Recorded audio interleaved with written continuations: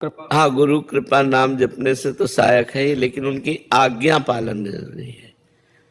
उनकी आज्ञा पर प्रधानता होनी चाहिए।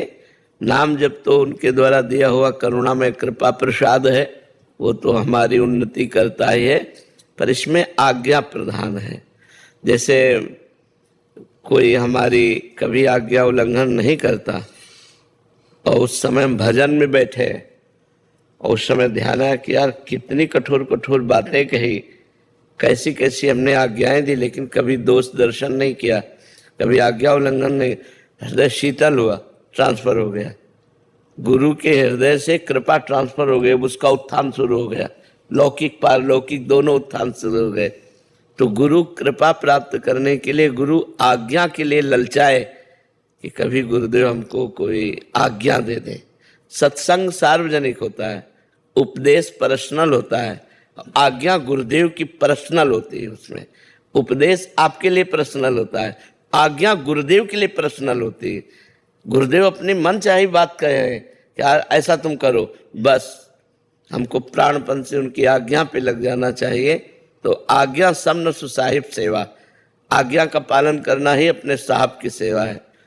एक बार किसी महापुरुष से उनके बेटे ने कहा कि एक शिष्य भी थे, तो बेटे ने कहा कि हम आपके पुत्र हैं, पर आप हमें उतना प्यार नहीं करते जितना आप शिष्य को प्यार करते हैं।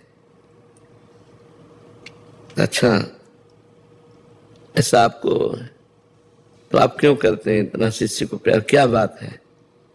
उनका इस बात का उत्तर तो फिर देंगे। तुम ऐसा करो, हमारे बैठने के लिए चबूतरा बनाओ, और शिष्य से कहा तुम इस पेड़ के नीचे चबूतरा बनाओ। दोनों के चबूतरे बनाए प्रयास करके, शाम तक कहा बिगाड़ दो, हमारे मन का नहीं, बिगाड़ दिया।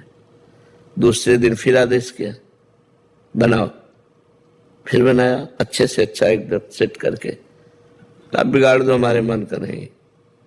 तीसरे दिन फिर आदेश किया, फिर बना, कहा बिगाड़ दो हमारी।